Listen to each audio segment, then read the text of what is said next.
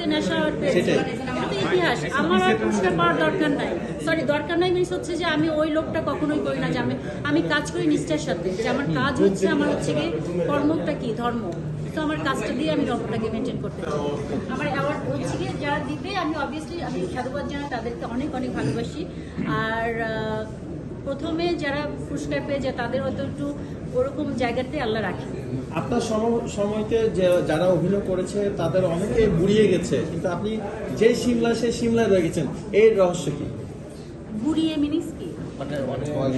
বয়সের সাথে সাথে আপনি আপনার জায়গায় ও আচ্ছা আচ্ছা, মানে না না মানে বছরে খেয়াল করেন আচ্ছা সেখানে আপনি বয়স একটা সংখ্যা, এটা নিয়ে কোনো কথা বলবেন না।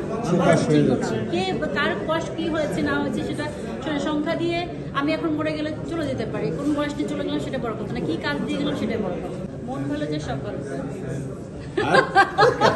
একটু বাইরে গেছে জানতে তো পাই অ্যাওয়ার্ড। জি, আমি অনেক কথা বলেছি, এখন আমার প্রিয় এবং আপনাদের সবার প্রিয় কিছু বলতে যে আমার কথা মনে অনেক কঠিন কঠিন হয়ে গেছে। আমি একটা না না বলেন বলেন বলেন, আমি তাহলে ভাই একটু পরে নেন, সবার বন্ধু। হ্যাঁ বলেন, আমার লাস্ট